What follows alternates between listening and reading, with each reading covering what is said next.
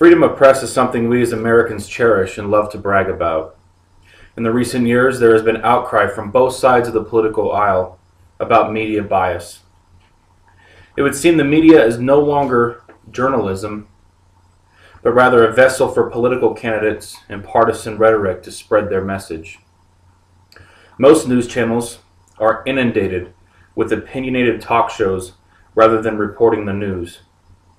All of this has led to some to believe that the so-called mainstream media has gotten too powerful and will use this power to censor what they report according to how it fits their views. According to Wikipedia and the Free Press Index, the U.S. is ranked number 32nd in the nations with the freest press. This should shock us. In a nation that prides itself on freedom of press, we come behind nations like Ghana and Suriname. The days of watching the national news and actually receiving factual or complete stories are over. It would seem the media is more interested in politics than they are in reporting the news. According to a Gallup poll in 2011, when asked if Americans perceive bias in the media, 60% said yes. 47% said there is too much liberal bias, and 13% said there is too much conservative bias. This poll proves, regardless of what the news agencies themselves say, there is bias in the mass media. With bias, especially in the media, comes the power to influence people who rely on them for the news. The news agencies can report the news from their point of view and leave things out that might possibly hurt their cause, therefore depriving the audience of what is really going on in the world. This power can influence a lot of very important things in American life. Everything from health, money, world affairs, and believe it or not, politics. There are many media outlets in the American mass media. ABC, CNN, NBC, and Fox are just to name a few. ABC, CBS, and CNN are widely considered to have a liberal bias, while Fox is considered to have a conservative bias. With news shows that have talk show hosts like Chris Matthews, Jesse Jackson, Katie Couric, and Wolf Blitzer, who are very open liberals, it is very hard to prove that these media outlets don't have a leaning left bias.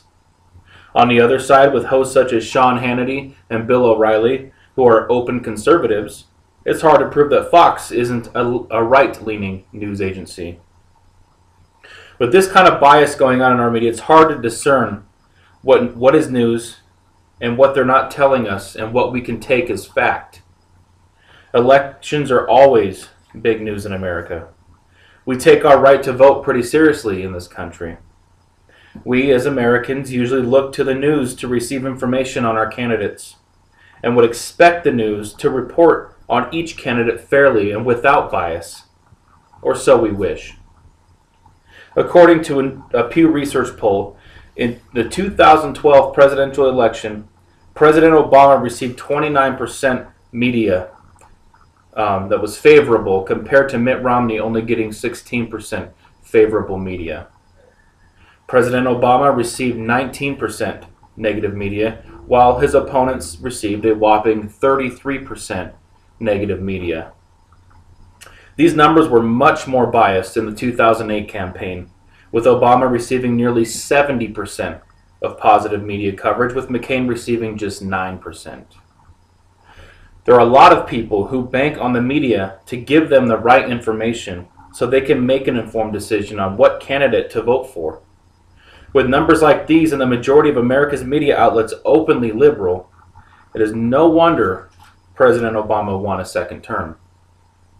This kind of media bias is reminiscent of a state-run media. With our freedom of press that we love to brag about in this country, the American people should be outraged.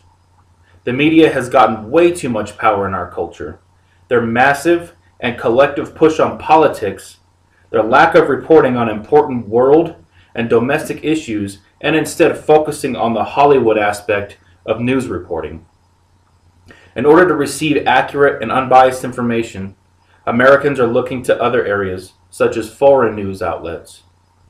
As a people who pride themselves on freedom, we need to make a collective push back at this beast who likes to call itself the media. And let's show them who the real power of this nation is.